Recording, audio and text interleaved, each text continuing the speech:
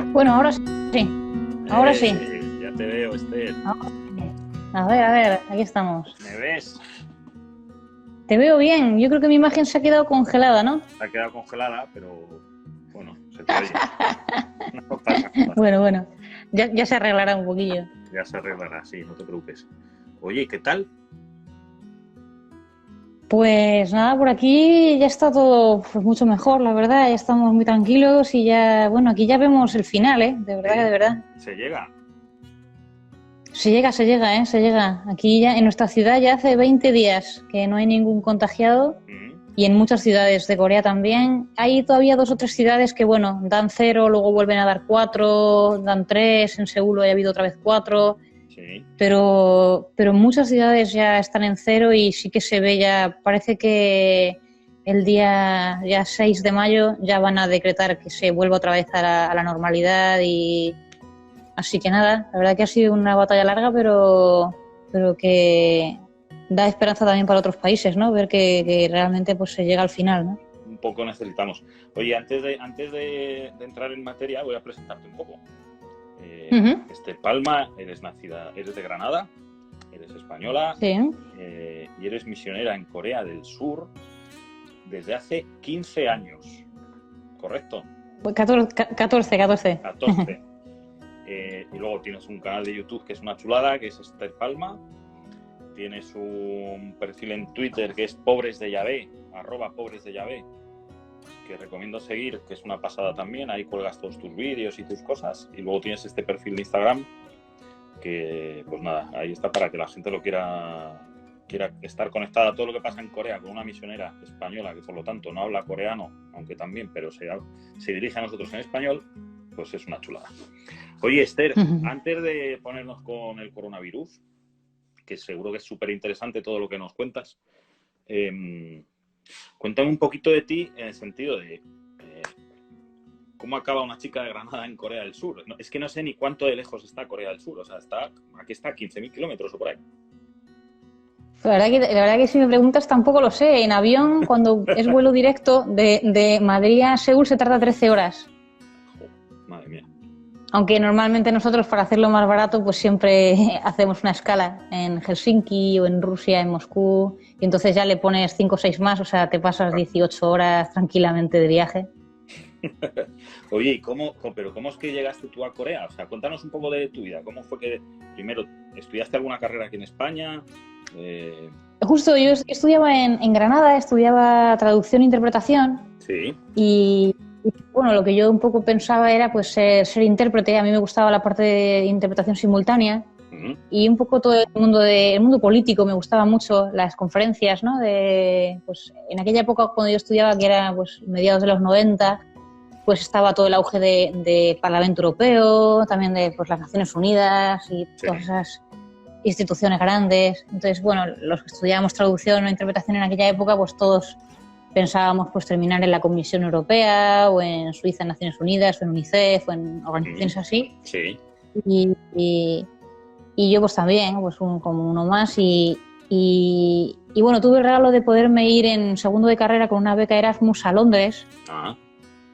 Y también pues ese momento me marcó bastante, porque es la primera vez que yo salía de mi casa un poco lejos, un poco la libertad de pues estar fuera de mi casa, pues estás más también tú buscando tu propio camino, ¿no? Sí. Y ahí pues me encontré con la comunidad misionera a la que ahora pertenezco y entonces pues empecé con ellas a hacer un camino. Ellas, digamos, trabajaban en una universidad que no era la que yo iba, la de Londres, sino ellas estaban en otra universidad. Y entonces yo empecé a hacer camino con ellas un poco de oración. Yo ya era cristiana de toda la vida, pero bueno, pues el típico joven español que es cristiano, pero que yo pues experiencia de Jesús no tenía, tampoco nunca, no sé, no había orado así en el sentido de un encuentro personal con Jesús o de coger la palabra de Dios. Tenía una fe muy de ir a misa el domingo y ya está, ¿sabes? Y entonces en el camino con esta comunidad, pues poco a poco pues Jesús se fue acercando a mi vida de una manera personal y una relación también más humana, de amor. Y poco a poco pues te va como encandilando, ¿no? El amor de Dios pues te va tocando, se va metiendo poquito a poquito, ¿no? Sí. Y luego fue un año también al tener yo mucha libertad, pues fue un año como yo tenía 19, 20 años, entonces pues también de pasármelo muy bien, de mucha fiesta, de estar siempre fuera, es una persona muy extrovertida, Lo propio. entonces de muchos conciertos, de tener muchos amigos, también la edad, ¿no? También me llevé unos cuantos palos también grandes. Un chico que conocíamos nosotros allí pues tuvo una sobredosis de droga y murió. Murió también el papá de una amiga mía, coincidió ese año. Luego pues en un par de fiestas pues vi bastante gente por allí en coma etílico y alguna gente pues que no lo pasó. Entonces me fui con impactos que quizá eran demasiado grandes para lo que yo podía asimilar, o cosas que yo pues nunca había visto y que me empecé a preguntar, ¿no? Pues el sentido de la vida, el sentido de la muerte, el sentido del sufrimiento. Claro. Me empezaron como a avalanchar muchísimas preguntas. Y entonces, como yo estaba en aquella época empezando el camino de oración, pues era un poco el material que yo traía a la oración, ¿no? Entonces, a partir de ahí empezó mi búsqueda también de yo qué quiero hacer en esta vida, ¿no? Claro. Hacia dónde voy a ir, ¿no? Y es verdad que el sueño de ser intérprete, por un lado sí que era pues hacer algo bueno por el mundo, ayudar pues, en la paz, ¿no? Siempre los profesores nos decían que un intérprete que es bueno en una conferencia puede hacer que vaya a la paz. Si es un conflicto entre dos países, si el intérprete lo hace bien, la conferencia se puede derivar hacia la paz, ¿no? Sí. Pero también es verdad que en todos nosotros había mucho el deseo de ganar dinero, de subir, Claro. O sea, era una carrera de éxito, que si te gustaba y tenías talento, pues te podías forrar en muy poco tiempo y tener una gran vida. Entonces estaba como todo eso un poco mezclado, ¿no? Y yo entonces lo que vi en las misioneras era gente que era muy pobre, pero que era súper feliz y que no buscaban subir, sino que buscaban hacer feliz a los demás, ¿no? Y fue también, yo creo que fue otro shock, ¿no? Como la vida de ellas, el testimonio de vida de ellas, viéndolas vivir de cerca y viendo lo que hacían con los jóvenes, fue un shock también para mí, ¿no? Y entonces, a partir de ese año, que yo estaba en segundo de carrera, se empiezan un poco a resquebrajar todas mis seguridades y empieza ahí un poco el terremoto interior, ¿no? Claro. Entonces yo volví este año y entonces pedí cambiarme, yo estaba en la Universidad de Granada, pedí cambiarme a la Universidad de Salamanca para poder estar cerca de esta comunidad, porque en Granada no había y en Salamanca sí, como en Salamanca se podía estudiar también traductores, pues me fui para Salamanca para seguir terminando la carrera, pero estar cerca de ellas, verlas vivir, hacer actividades con ellas, como quería realmente pues ver qué daba de sí todo esto, ¿no? Sí. Había tenido como si fuera un flechazo, un primer amor, ¿no? Sí. Y entonces ya cuando me fui allí y sobre todo empecé a vivir con ellas y a experimentar su vida, fue como decir, esto es para siempre, ¿no? Y quiero vivir así siempre, ¿no? Y bueno, ahí ya, pues ya fue un boom, ¿no? Dejé al chico con el que yo salía, se lo dije a mis padres, y ahí ya, si había cosas que no se habían caído, ahí ya se empezó a caer todo, ahí ya sí que se cayó todo, ¿no? ¿Cómo lo tomaron en casa? Pues mi madre es una persona bastante creyente y bastante practicante también, y bueno, aunque le costó un poco, pero pues yo creo que ella también en su casa ha tenido llamadas, ¿no? Tiene un hermano sacerdote, tiene una hermana religiosa, que sabe un poco de lo que va el asunto. Entonces, bueno, aunque le costó, pero yo creo que me apoyaba, ¿no? Aunque no me lo dijera, pero mi padre se lo tomó bastante mal, porque además yo soy la segunda, ¿eh? Mi hermana mayor también es misionera, entonces era como, bueno, ya está bien con una, pero ya dos ya es como, es un poco mucho ya, ¿no? Oye, ¿cómo se yo llama es que me llame a uno, pero dos ya...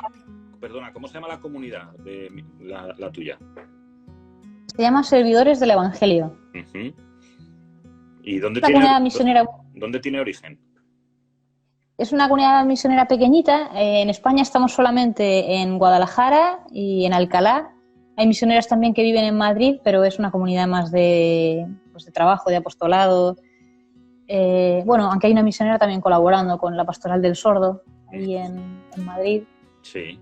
Y bueno, pues estamos extendidos por todo el mundo, pero somos comunidades pequeñas. Aquí, por ejemplo, en Corea estamos 5, en África pues, también están 4 o 5. Son comunidades de 4 o 5 personas e intentamos estar en cada país, si se puede, pues más de una comunidad para podernos ayudar. Pero, por ejemplo, aquí en Corea o en Japón solo hay una comunidad, con lo cual tiene muchos límites porque estás todo el año las mismas personas y también no puedes interactuar con otra comunidad, me refiero con otras de tus compañeras para hacer actividades. O sea, aquí colaboramos mucho con Japón y con Filipinas. Son como nuestras comunidades hermanas. ¿Y tu hermana es de la misma comunidad o es de otra? Sí, mi hermana es de la misma comunidad y está en Filipinas. Bueno, está más o menos cerca. Ella entró antes que yo, entró 2 años antes que yo.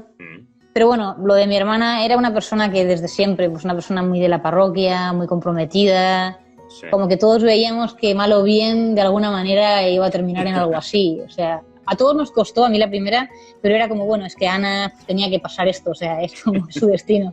Sí, sí, pero yo creo que cuando yo dije que era misionera, yo creo que todo el mundo, madre mía, fue como como no me lo creo, ¿no? Ya.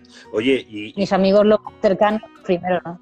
¿Y cómo se da el paso a Corea? Quiero decir, yo no sé si, me refiero a que yo no sé si eliges tú, si te mandan allí, cuando te lo dicen, si te lo tomas a bien, a mal, te gusta.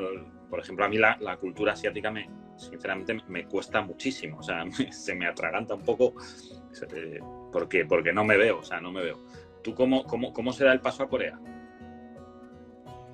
Aquí en comunidad se conjuga un poco la llamada personal, o sea, el deseo personal que tiene la persona dentro de la vocación misionera. Hay siempre una vocación más específica, ¿no? De trabajar con los más pobres o trabajar en un país más de primer mundo, sí, o en un lugar que no hay cristianos. Hay como distintas vocaciones dentro de la llamada. Se conjuga un poco eso con también las necesidades de la comunidad. Había una necesidad en nuestra comunidad que era apoyar la comunidad de Japón. Sí. Entonces, a mí cuando se me habló de venir a Asia era para, en principio, apoyar la comunidad de Japón. En ese momento no existía ni Corea ni Filipinas. Japón era una comunidad que estaba muy lejos de la siguiente comunidad cercana, que debía ser Israel, lo más cerca. Entonces se quería apoyar un poco ese proyecto de Japón.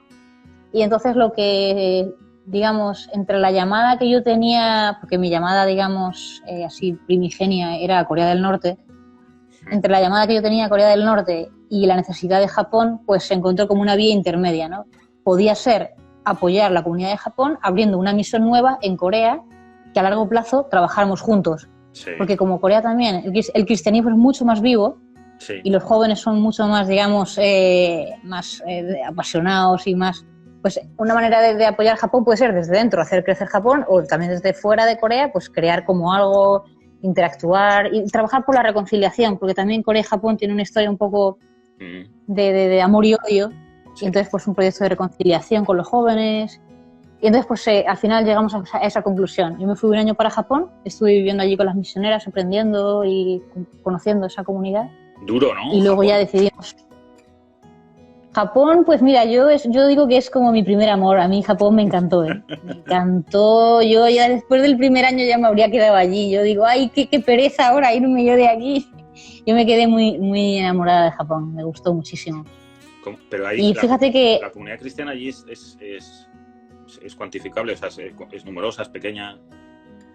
Es muy pequeñita, no llega ni al 1% de la población y son muy invisibles los cristianos, no los ves por la calle, no te encuentras con signos religiosos, es una minoría, muy minoría.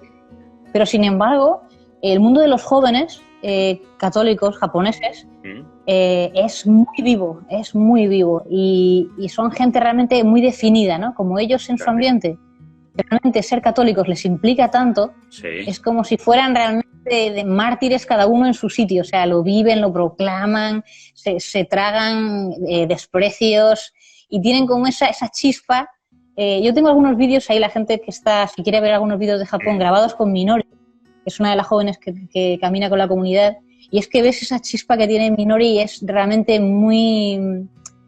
No digo que todos sean así, habrá de todo, pero por lo menos los que yo conocí estando allí, sí, muy carismáticos y muy... O sea, han elegido ser católicos, han elegido vivir como católicos y saben bien lo que les implica y también saben lo que les aporta.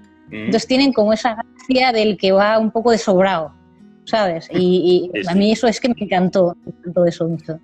Sí, sí. Y oye, y has dicho que tú tenías el deseo de ir a Corea del Norte. Sí, yo cuando esto que te he contado de Londres y todo esto, cuando ya pues empecé un poco a enamorarme de Jesús, a sentir la llamada, se me mezcló un poco que en la carrera, estudiando traducción, pues nos habían hablado bastante de los distintos conflictos, ¿no? Conflicto palestino, pues Ruanda y Burundi en aquel momento, y también Corea del Norte y Corea del Sur. Y yo me había empezado poco a poco a interesar en Corea del Norte, en pues, la falta de derechos humanos, de libertad religiosa, en todo el comercio de armas, pues la dictadura, el comunismo, todo lo que se vive allí, y había tenido un momento como de quedarme realmente muy tocada por la experiencia de los niños de la calle. Sí. Esto es los años 94-95, cuando yo estudiaba, y era la época de las grandes hambrunas de Corea del Norte, de niños de la calle y cosas que no se veían a lo mejor ni siquiera en Somalia, o sea, un país con muchísimas armas, con muchísimo poderío en el nivel armamentístico, y luego con una pobreza impresionante, un régimen cerrado. Sí. Y yo creo que sentí ahí como una segunda llamada de decir, no sé si seré misionera o qué seré, pero que yo voy a acabar enterrando mis huesos en Corea del Norte casi seguro. Para mí era más cierta al principio la llamada a Corea del Norte que la llamada a ser misionera, ¿eh? Fíjate lo que te digo. Caray, qué curioso. Y entonces luego, cuando surgió todo lo de Japón y lo de abrir Corea y todo eso, sí, pues sí que la comunidad mía sabe, o sea, que yo siempre era, bueno, yo voy a Corea, pero que se abra y poder iniciar la misión en Corea del Norte. O sea, estoy aquí pero como esperando, o sea, hago algo, un apostolado, pero para poder llegar al norte, ¿no? Qué fuerte. Pero en Corea del Norte hay comunidades cristianas. Bueno, de Corea del Norte es que no se sabe nada, no podemos saber nada. Yo pienso que debe haber creyentes, sí, protestantes, católicos, budistas también seguro, porque antes de la separación viene en el 53, cuando acaba la guerra empieza en el 50, pero antes del 50 la Iglesia Católica de Corea era más fuerte en Corea del Norte que en Corea del Sur. Uh-huh. La evangelización de Corea, de toda la península coreana, tiene 200 años. Solamente estos últimos 70 no ha estado presente Corea del Norte, pero los otros 130, la presencia en Corea del Norte de las comunidades, los religiosos, los cristianos, era mucho más ferviente el norte, porque el norte es como si fuera más aguerrido, el coreano del norte, más recio. Es una especie de vasco, sí, ¿sabes?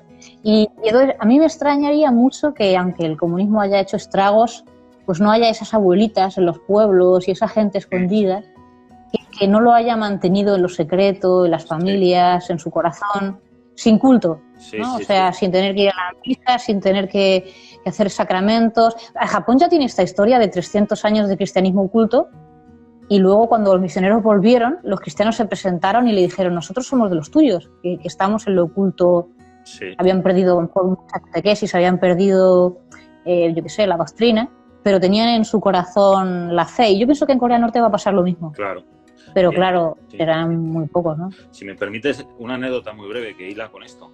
Yo estuve hace unos años en Tayikistán, que es una ex república soviética. Allí hace frontera con Kazajstán, con China y bueno, pues está por allí. Y allí había una comunidad católica muy pequeña. En total eran 150 católicos en un país de 7 millones de habitantes, que habían estado muchísimos años sin culto, como dices tú, y llegó allí un misionero argentino tras la caída del muro, y entonces llegó a una parroquia que estaba abandonada, cerrada, pero estaban los libros, los registros de bautismo. Entonces cogió los apellidos, que casi todos eran apellidos alemanes o polacos, de personas que habían pasado las deportaciones o cosas así, y cogió la guía de teléfonos y fue buscando esos mismos apellidos y fue contactando con esas familias que efectivamente muchas de ellas se seguían sintiendo y siendo cristianas, tenían Biblias antiguas en sus casas que habían mantenido escondidas, y cuando llegué yo efectivamente había una comunidad, bueno, pues eran 150 y ya tenían sus 2 primeras vocaciones tayicas.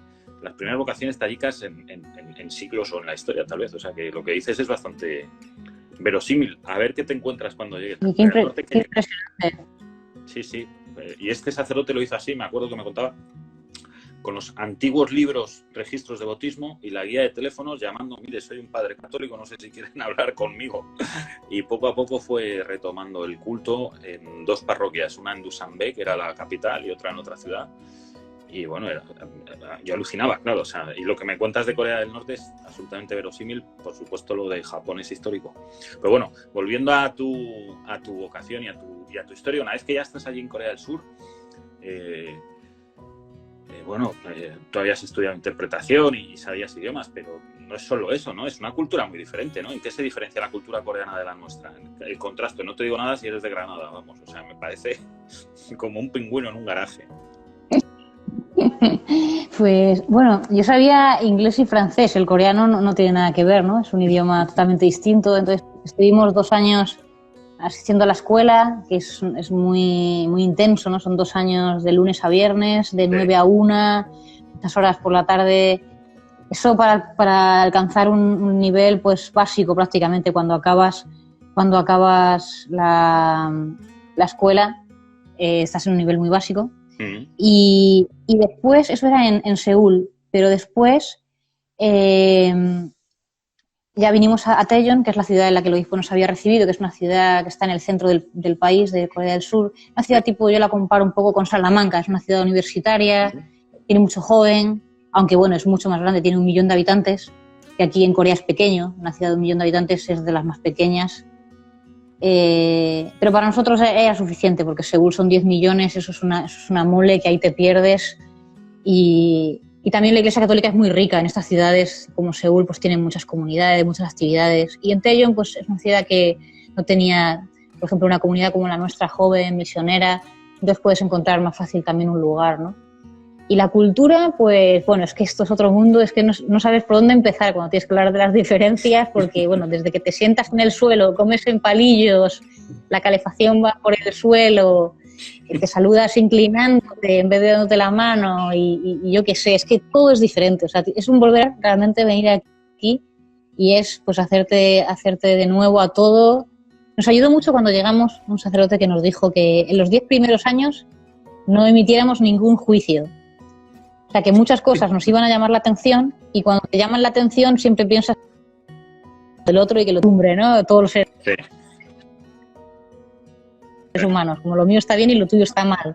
Y nos dijo, no, vosotros pensar que en Dios lo vais a observar y después ya de haber observado y comprendido en el día a día, un poco haberos sumergido aquí, haber amado a esta gente, haber estudiado la historia, todo. O sea, a partir del año 10 ya podéis emitir algún juicio diciendo, bueno, pues esto me parece que no es evangélico o esto me parece que podría cambiar o sería mejor que fuera así. Y ya con un poco de delicadeza podéis emitir algún juicio, ¿no? Nosotros ahora ya llevamos 14 años. Pero sí que es verdad que cuando pasas la barrera de los 10 años, al principio cuando nos dijo eso dijimos, madre mía, 10 años, o sea, eso es una pasada, vamos a sobrevivir ese tiempo aquí. Pero luego cuando pasas la barrera de los 10 años, sí que te das cuenta que por un lado es bueno callar muchas cosas y aprender y comprender que somos diferentes en todos los países, tanto culturalmente como incluso la Iglesia también, la manera de ser, pero que también hay veces que también puedes decir, pues esto me parece que no es evangélico, que en esto se puede cambiar también, ¿no? Oye, ¿y en qué se aterriza vuestra labor misionera? ¿En qué se concreta? ¿Qué es lo que, cómo evangelizáis o cómo, no sé, o hacéis atención social? No sé, cuéntame un poco en qué se aterriza vuestra vocación misionera allí en Corea del Sur. Sí, nosotros tenemos como 2 betas, ¿no? Tenemos el anuncio del evangelio así en directo, o sea, lo que sería evangelización pura y dura. No tenemos labor social, hospitales, colegios, sino directamente el anuncio a través de retiros, de charlas, de conferencias, de encuentros, de oraciones o de 1 a 1. Y lo segundo, que aquí en Corea es muy importante, es la formación misionera. Aquí ya hay muchos creyentes, hay muchas vocaciones también sacerdotales, religiosas, hay muchos laicos comprometidos. Es una iglesia, es el 10% y está en crecimiento. Y luego los que están, los 10 que están o los que sean, son muy, muy apasionados, pero no tienen raíces, no tienen formación, quieren dar a Jesús, pero no saben ni cómo ni por dónde empezar. Yeah. Entonces la formación misionera es muy importante. Entonces tenemos una escuela de evangelización para adultos y para jóvenes tenemos misiones. O sea, nos vamos con ellos pues, varias veces al año a Filipinas, a Tailandia. Intentamos sacar mucho a los jóvenes fuera y en experiencias cortas de misión pues comprender qué es la misión. O sea, que no es coger al otro del cuello y decirle tienes que creer, ¿no? Sí. Es amarle mucho, es hacerte uno con esa persona, es ver pues quién es Jesús para ti y para esa persona y es, bueno, pues compartir tu vida con esa persona, ¿no? Oye, sí, dime, perdona. No, que en esas dos labores pues se dedicaría a todo lo que hacemos, ¿no? Anuncio y formación. Oye, ¿y cómo se ve porque en viajes que he hecho yo para hacer reportajes con misioneros pues bastante lejos de Madrid, mira, ahora sí te vemos la imagen. Qué bien. Ah, mira, me he descongelado, vaya. Una cosa que he percibido yo, que me ha dado esa sensación, o dicho de otra forma, ¿cómo se ve la iglesia de España o de Occidente o Roma desde Corea? ¿Se ve muy lejos? ¿Se siente cercanía? ¿Es como si fuesen dos mundos distintos? Dentro de todo bastante joven, mira mucho a Roma porque la iglesia coreana es muy todavía de la norma. Es las misas, te llamaría la atención que son más romanas que en Roma. La liturgia es muy conservadora, es muy todavía... sí, pues es que es exactamente igual que en el Vaticano prácticamente. Son muy litúrgicos, muy un poco... Para nosotros casi dirías, uy, un poco demasiado, que se suelten un poco, que se relajen o que se pongan un traje un poco más coreano y una música un poco más coreana. Pero ellos justamente, como son una comunidad joven y es una iglesia que está empezando, mira mucho a Roma para seguir un poco por el buen camino, como quien dice. Y luego el Papa estuvo aquí en 2014, estuvo aquí en nuestra ciudad, precisamente, y ha ayudado mucho eso a que se le coja mucho cariño al Papa y ahora es muy cercano, por ejemplo, los mensajes de él, todos los escritos, se traduce muy rápido en la conferencia episcopal de aquí, enseguida pues llega a los fieles y sí que hay mucha cercanía con el Papa en concreto y con lo que es la Iglesia, bueno, lo que él representa, ¿no? Luego es verdad que, pues por ejemplo, Latinoamérica o África, tanto a nivel social de lo que pasa como a nivel de Iglesia, para ellos es como que les queda muy grande, demasiado lejos, ¿no? Europa, yo diría, Europa y Roma en concreto les queda cerca. Lo demás de la Iglesia Católica ya les queda más lejos, ¿no? Oye, y evangelizar en Japón, yo hablo desde lo que he leído, o sea, no, pero siempre tengo la idea de que es el lugar más duro de todos. No porque sea gente antipática o poco amable, sino porque cuesta mucho tocar el corazón o tener una conversación directa al corazón o son muy firmes en su forma de ser, no sé. ¿Tú tuviste esa experiencia de que sea un lugar realmente duro para evangelizar? Yo no.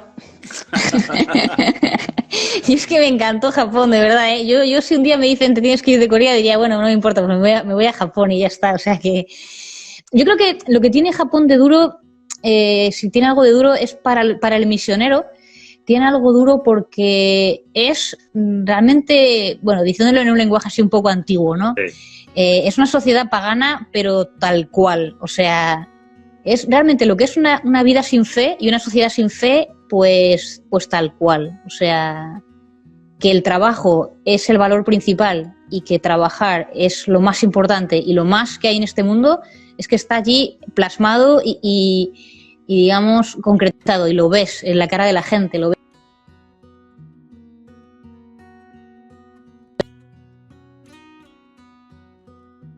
Uy, no sé si se me ha ido la conexión ahora o me seguís oyendo.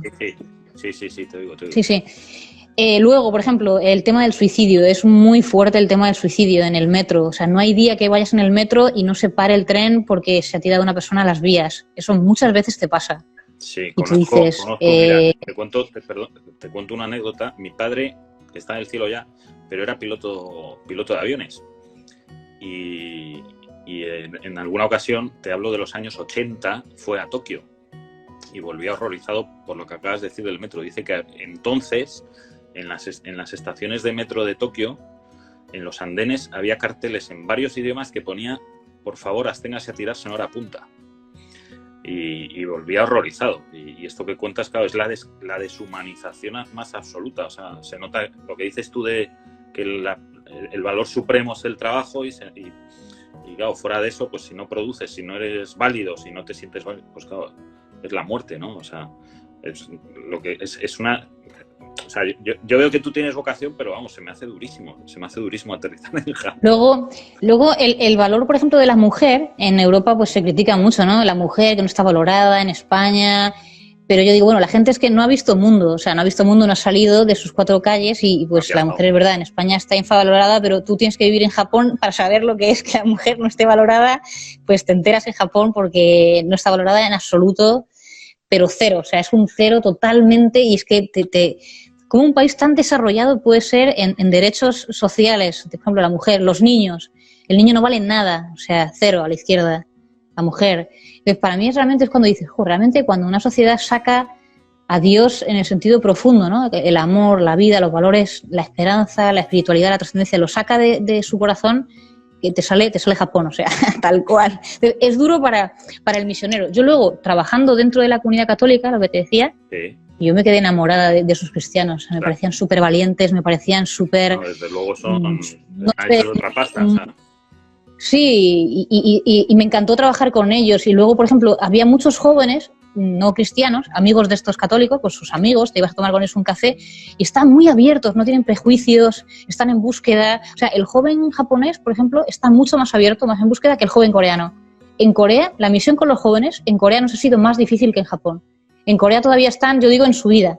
Están todavía, bueno, el dinero me va a dar la felicidad, las cosas me va a dar la felicidad, todavía tengo que disfrutar yo más de la vida. Y en Japón ya están en bajada los jóvenes. Los jóvenes ya saben que el dinero no les da la felicidad, ya saben que la apariencia o que el placer te deja vacío y están como buscando algo más. Entonces te pones a hablar, tengo recuerdo de estar pues con un joven católico y 3 de sus amigos no creyentes, y te pones a hablar de las cosas verdaderas y se quedan clavados escuchándote. Y les dices, bueno, pues veniros mañana que vamos a tener una reunión pues, de todo esto, de una introducción al cristianismo, y te vienen los 3, te escuchan, y hemos hecho un montón de camino de bautismo con personas, y eso es lo más bonito, en Japón hacer camino de bautismo con una persona que a lo mejor pues tarda 2, 3 años hasta que se bautiza, pero ves que va dando pasos, ves que se va encontrando con ella misma, con Jesús, que va descubriendo el sentido de su vida, es que es apasionante. Yo digo, bueno, es que solo por ver el camino de una de estas personas merece la pena toda la vida, de verdad, ¿eh? Está claro.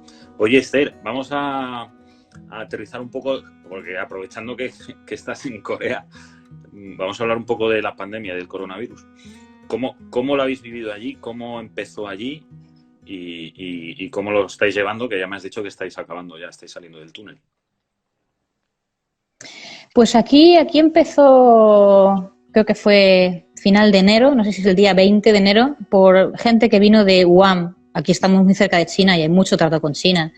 Entonces, pues los primeros casos, creo que los primeros 5 o 6 casos son gente que viene de Wuhan. Y aquí, desde el principio, se les empieza a aislar a esas personas. No se tiende aquí a la cuarentena, sino decir, bueno, esta persona está enferma, se la aísla a esa persona, se la trata a esta persona. Y después se empieza enseguida a hacer el rastreo de los casos, con qué personas se encuentra, y se empezó a detectar enseguida que había ya casos locales. Hay una gráfica que es impresionante de cómo los casos locales van contagiando a otros, ¿no? Pues al marido, al amigo. Se transmite siempre en el ámbito familiar o del trabajo, pues lo normal, la gente con la que estás, en tu círculo más cercano se transmite, ¿no? Pero aquí tienen la experiencia de otros 2 coronavirus ya de antes, de uno que es el MERS del 2015 y de otro que es el SARS del 2002. Sí. Y ellos ya sabían que la cosa es muy seria, que no se te puede ir de las manos. Entonces ellos, digamos, iban detrás de caso por caso. Y ellos aquí ya, después del MERS, en el 2016, habían ya quitado todas las trabas a la parte de privacidad, de derechos humanos, digamos, de publicar. Cuando una persona se contagia, pues que tiene 40 años, que vive en tal barrio y que trabaja en tal empresa, y atención, todos los trabajadores de esa empresa, por favor, que mañana se personen para hacerse el test, porque tiene una posibilidad muy alta de contagiarse. Y todo manejado ya por SMS. Esto ya lo probaron ellos en el 2016 porque se dieron cuenta con el MERS que no lo habían hecho y que había muerto mucha gente, que se podía evitar si se iba como acorralando. Yo creo que la estrategia de aquí, yo he escuchado la palabra de contención, yo creo que no es contención ni siquiera, yo creo que es acorralar el virus realmente, irle siguiendo la pista, irle cerrando el campo, ¿no? Con el rastreo de los casos. Para eso necesitas toda la tecnología puntera y las bases de datos, porque que a nosotros nos llegara, cuando había un contagiado, por ejemplo, aquí en mi ciudad, que a mí me llegara SMS diciéndome, una señora de 50 años se ha contagiado del barrio tal, ha ido, y te decían todos los sitios públicos a los que ha ido en los últimos 3 días. Nosotros lo mirábamos, vimos que una señora había ido a un supermercado aquí cerca de nuestra casa. Pues ya sabes que no tienes que ir a ese supermercado y ya está. Sí, o que pero para hacer eso has podido coincidir con ella y tienes más cuidado. Exacto. Una chica que vive con nosotros tenemos una casa grande y en el segundo vive una chica. Esa chica había estado en ese supermercado prácticamente a la misma hora que esa señora. Pues esa chica ya automáticamente se puso a sí misma en cuarentena. Claro. Y estaba muy despierta diciendo, en el primer síntoma que tenga me voy a hacer el test. Y si tú justificas que has estado en contacto con esa señora porque has estado en el supermercado, que aquí se sabe porque hay cámaras, las cámaras CCTV, ellos saben que tú has estado, dice, estaba hasta ahora, miran la cámara, has estado muy bien, pues te haces el test. Han hecho muchísimos tests a todos los sintomáticos, a la gente que estaba en contacto, familiares, y luego cuando han detectado un foco, por ejemplo, hubo un foco muy grande que ha sido aquí cuando se desparramó todo, que fue en una iglesia protestante, más bien es una secta en realidad, y ahí se contagiaron 1.500 personas, entonces ahí ya se desbordó, perdieron el rastro. Claro. Entonces lo que hicieron fue, cogieron la lista de toda la gente de esa secta, le pidieron al director de la secta la lista de todos, hubieran estado en la misa ese día o no hubieran estado, y le pasaron el test a todas las personas. Entonces es mucho más fácil, los que dan ya positivo, pues otra vez los vas aislando, los vas poniendo en cuarentena. O sea, aquí han optado por aislar y poner en cuarentena a los enfermos y dejar a los sanos en libertad. Pero para ello tienes que contar con una red de información muy rápida y muy bien armada, para poderle decir a gente como yo, no vayas a ese supermercado, porque si no, basta que yo vaya y por desconocimiento contagiarme. Claro. Entonces, eso ha jugado mucho en ese favor. Y luego, en cada ciudad se hizo una página web, aquí pues, nos dijeron qué página web era y entrábamos todos los días, y te dicen cuántos hay contagiados, cuántas personas han fallecido, los test que se están haciendo, dónde puedes ir a hacerte el test rápido. El test rápido, el drive-thru ese, como el McDonald's, ¿no? Se puso también enseguida para no saturar los hospitales, se sacó el drive-thru para afuera, en parkings, en sitios públicos grandes. Entonces, yo veo que se ha jugado el factor tiempo, de cogerlo muy pronto, el factor tecnología, muy bien manejado, con bases de datos, y luego la sociedad también ha colaborado cuando llegaba esos SMS que decía, por favor, se recomienda uso de mascarilla, no es obligatorio, es una recomendación. Al día siguiente, todo el mundo con mascarillas en la calle, o sea, es que no veías a nadie que no tuviera mascarilla. Entonces, es verdad que yo creo que tú cuando te sientes informado y te sientes que el gobierno está trabajando en serio, tú le sigues. O sea, yo, por supuesto, me gusta mucho este gobierno y estoy de acuerdo, pero pienso que aunque no hubiera estado de acuerdo con ellos, que hubiera sido de otra corriente política que no fuera la mía, si lo hubieran manejado así, o sea, con transparencia, con seriedad, tú sigues lo que ellos te dicen, o sea, no te tienen que mandar, te dicen, por favor, no vaya al supermercado, por favor, póngase la mascarilla, pues es que yo lo hago porque es que sé que estoy salvando mi vida, ¿no? Y también, claro, han jugado con la experiencia del MERS, el MERS les ha dado mucha experiencia también, ¿no? Claro, ¿sabes qué pasa? Que te oigo cómo lo han hecho allí y lo traslado aquí y es que me parece ciencia ficción, o sea, digo, eso es imposible de hacerlo aquí así. ¿Tú crees que es posible que para otra vez que haya una pandemia o que en un par de años, como hicieron ellos con la experiencia del MERS, nosotros españoles que estamos acostumbrados a otras cosas, nos preparemos para algo así? Yo, fíjate lo que te digo, yo pienso que habría sido incluso posible hacerlo esta vez. Es lo que a mí me hace dolerme más cuando nosotros aquí ya estábamos a mitad o casi acabando y veíamos que empezaba en Europa. Lo que no nos podíamos creer era que en Italia, en España, y lo que no nos hemos podido creer es que en Estados Unidos esté pasando lo que está pasando, cuando llevaban un mes de ventaja. O sea, Estados Unidos ha tenido prácticamente un mes de ventaja. Estados Unidos tiene una relación súper estrecha con Corea. ¿En qué sentido era posible? Si tú tienes una relación estrecha con Corea, es decir, tienes amigos en Corea, tienes embajadores, tienes científicos, tienes gente de tecnología, tienes médicos, estructuras comunes. ¿Vale? Tú, aunque no lo hayas tenido esa experiencia, la del MERS, por ejemplo, Estados Unidos, puedes pedir a expertos que vengan de Corea a Estados Unidos a monitorizarte y ayudarte a armar ese sistema. Tú puedes pedir a 10 científicos coreanos que vengan a Nueva York en el Estadio Leve y digan, armarnos el sistema de base de datos y lo hacemos. Ahora, para eso tienes que ser una cosa, muy humilde, y decir, no sabemos, vosotros sabéis, os está yendo bien, ayudarnos. Este ejemplo, ¿quién lo ha hecho? En la República Checa. La República Checa tiene mucha relación con Taiwán. Cuando se vio desbordado al principio, muy principio, por la situación y veían que no sabían y que no iban a poder y que son un país que no tiene medios, llamaron a Taiwán y dijeron, por favor, monitorizarnos, o sea, decirnos lo que tenemos que hacer y lo hacemos. Entonces Taiwán les dijo, bueno, primer punto, mascarillas. Todo el mundo mascarillas. Entonces al día siguiente, mensaje del gobierno de Chequia, por favor, todos mascarilla. Los checos desde el principio, todos mascarilla, o comprada, o hecha a tela, o a mano, o como fuera. Entonces han frenado la pandemia muy pronto. Luego, test. Taiwán le dijo a Chequia, test, comprar test. Lo han comprado a Taiwán, lo han comprado a Hong Kong, lo han comprado donde sea y han empezado a hacer test a lo bestia desde el principio. ¿Que no podía Estados Unidos hacer test? Sí podía. Tenía un aliado muy fuerte que es Corea del Sur. Corea del Sur ha producido test, pero si tú estás un mes, como Trump, pensando que vas a salvar la economía, que vas a salvarte tú, que no te importa el virus nada, que tú eres más guay que nadie, que no te va a pillar porque esto le pilla a los chinos, pero a ti no te pilla, pues estás perdiendo un mes que es el tiempo precioso que tenías para prepararte. y ahora sí que Corea está vendiendo test a Estados Unidos, pero es que ahora ya se te ha ido de las manos. Entonces puedes hacer algo, pero vas con mucho tiempo de pérdida y vas con muchas víctimas inocentes. O sea, la gente que ha muerto en España, en Estados Unidos, son víctimas inocentes para mí de una gestión mal hecha, tarde, por falta, para mí, sobre todo, de humildad. De decir, yo no sé, pero tú sabes, ayúdame. O sea, España tiene una embajada en Corea, tiene un embajador. Yo he hablado estos días atrás con el embajador. El presidente de España no puede llamar al embajador y decirle, por favor, búscame gente que haya estado ahí en Tegu, los médicos de la primera hora, y que nos digan el tratamiento, que nos digan cómo lo hacemos. Búscanos traductores que nos traduzcan. Y en tres días organizamos el protocolo, claro, y seguimos a pies juntitos a Corea. Un comité de emergencia de verdad. O sea.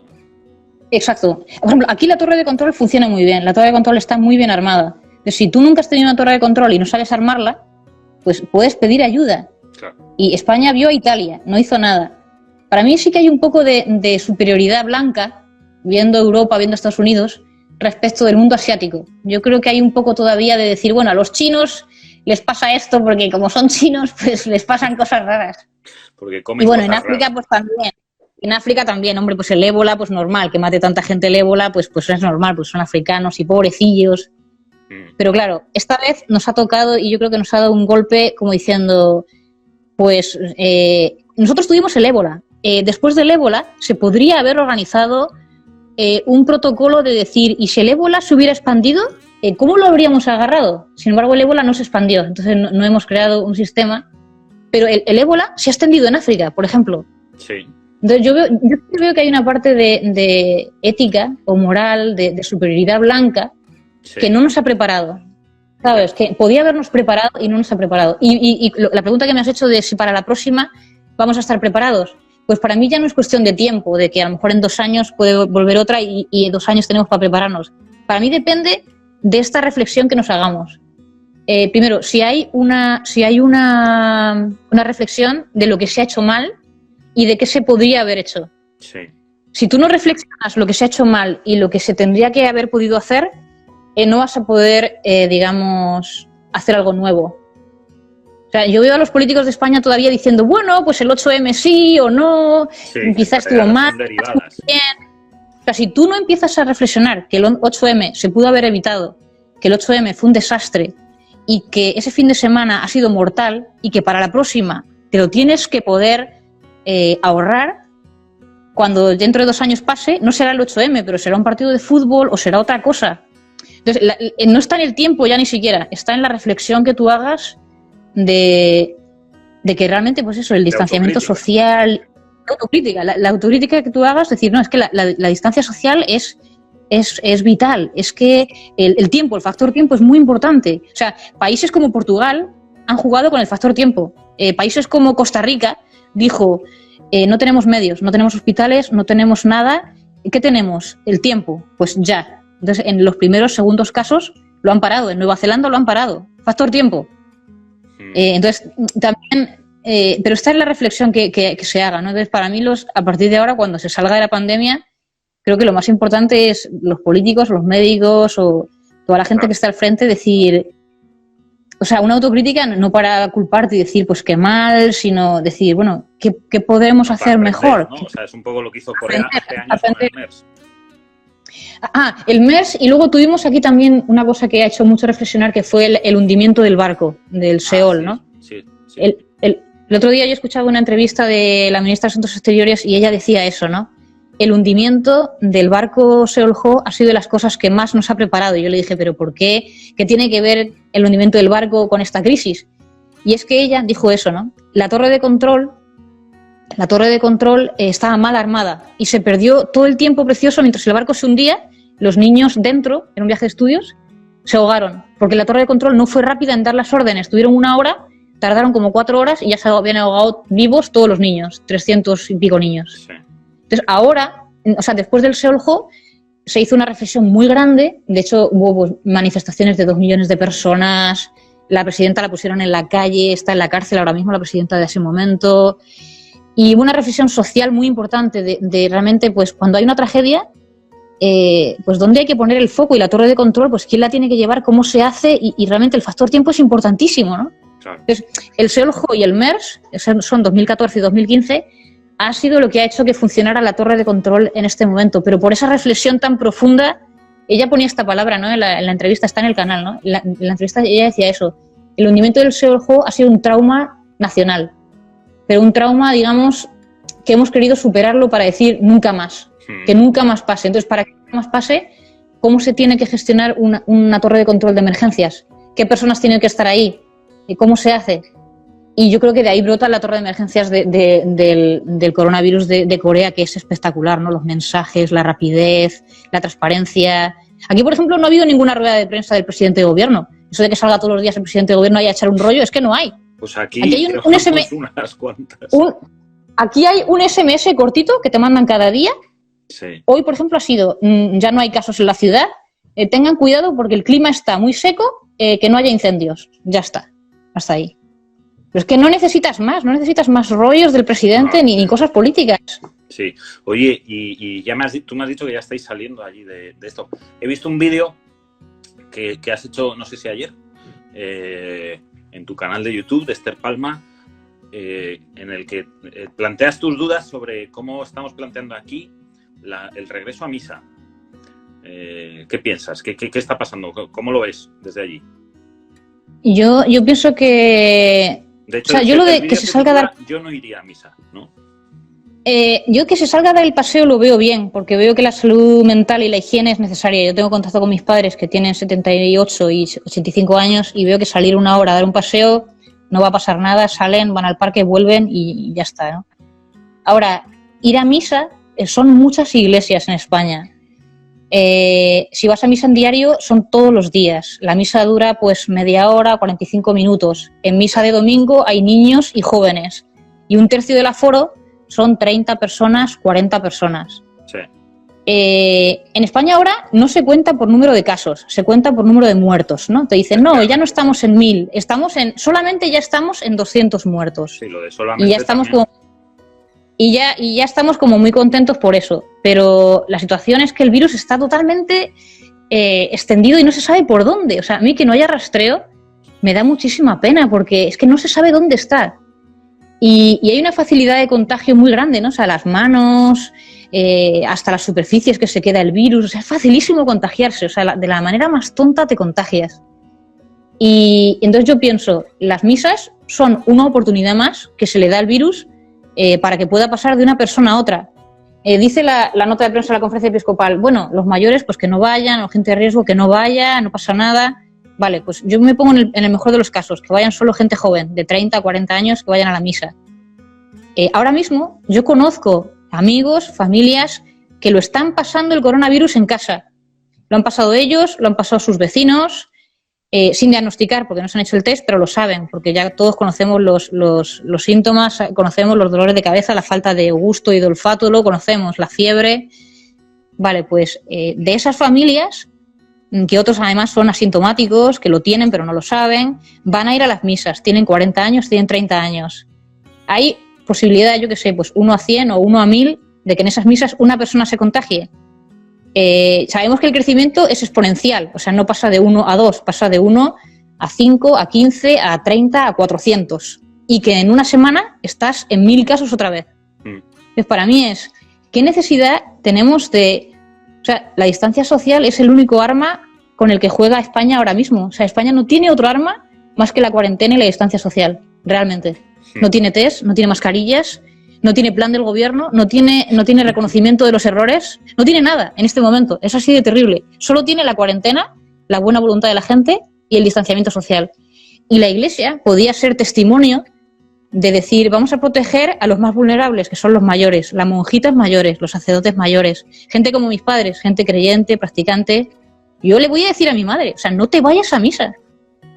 Que puede ser que no se va a contagiar, que en Granada hay pocos casos, vale, pero es que no quiero que corra ningún riesgo, entonces ni uno. Entonces, para que no corra ningún riesgo, ya que se ha aguantado 40 días sin salir de casa y está saliendo 1 hora a pasear, no la voy a poner en riesgo ahora estando 45 minutos con gente que no conoce, que no sabe, porque tampoco lo saben ellos si son positivos o no. Claro. Si tú tuvieras la certeza de que esa gente se han hecho el test y les ha dado negativo, pues que vayamos a misa todos. Claro. Pero si no tenemos test, si la gente ha pasado el virus en sus casas, no están contados los muertos. O sea, en el contexto ahora mismo de España, a mí me parece que la conferencia episcopal se ha precipitado muchísimo y que no hay por qué dar pasos sí, pues jugar con fuego, ¿no? Sí. Oye, ya llevamos una hora hablando. Vamos a terminar. Madre mía. Sí, pero es que se pasa volando, pues es tan interesante todo, podríamos estar aquí hasta las 5 de la tarde. Pero bueno, vamos a darte las gracias, sobre todo recordar a toda la gente, porque yo luego esta entrevista la subiré a YouTube, que te pueden encontrar en tu canal de YouTube, que es Esther Palma, que te pueden encontrar en Twitter, que es Pobres de Yahvé, y en Instagram, que es... ¿cómo es en Instagram? Perdona, que se me ha olvidado. Creo que es Esther Palma Corea. Esther Palma Corea, sí, es verdad. Y bueno, es el Día de la Madre, empezamos el mes de mayo y me gustaría terminar rezando una Ave María a la Virgen María, pero si me haces el favor y el regalo, que lo reces tú en coreano. Ah, vale, muy bien. Pues venga, adelante. Bueno, Dime. Quiero darle las gracias también a la gente que se ha conectado. He visto gente conocida, he visto que estaba por ahí Arantxa Duque, que es una amiga mía que es psiquiatra en España, he visto que está por ahí Ariadna también, que es una chica de Cataluña, que está por ahí también Jenny, una misionera. Bueno, toda la gente que se ha conectado y bueno, pues nada, rezamos a la Virgen. Venga, una Ave María en coreano. Venga, pues a ver si me acuerdo. Ahora como me pongo nerviosa se me olvida. Bueno, si te lo inventas no nos vamos a enterar. O sea, Claro, es verdad, juego con ese factor. Bueno, venga, pues. 운성이 가득하신 마리아님 기뻐하소서 주님께서 함께 계시니 여인 중에 복되시며 대중의 아들 예수님 또한 복되시나이다. 전주의 성모 마리아님 이제와 저희 죽을 때에 저희 죄인을 위하여 빌어주소서. 아멘. Amén. Pues nada, Esther, oye, un regalazo, de verdad, me ha encantado. Reza por nosotros para ver si esto realmente... bueno, y sobre todo también, no hemos hablado de eso, pero a lo mejor me puedes hacer una última reflexión muy cortita, pero desde el punto de vista de la fe y de la intervención de Dios en los acontecimientos y en nuestra vida, ¿cómo interpretas tú esto que está pasando? Porque la verdad es que está siendo algo, jolín, potente. Hoy escuchaba a una misionera de mi comunidad que está en Bélgica y decía que está cierta de que esto no es voluntad de Dios porque es demasiado sufrimiento, ¿no? Y que Dios no puede en ningún caso haberlo permitido, ¿no? Uh-huh. Yo estoy también con esa opinión, ¿no? Yo creo que Dios no ha permitido nada de esto y no está para nada de acuerdo y está sufriendo con nosotros, ¿no? Llorando, está pataleando, está rabiando, ¿no? Queriendo sacarnos adelante, ¿no?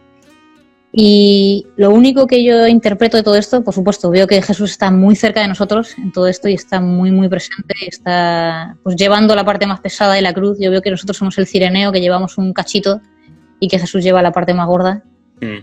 Y lo único que interpreto es que quizá lo que estábamos viviendo antes del coronavirus, me toca mucho en este momento la ecología, ¿no?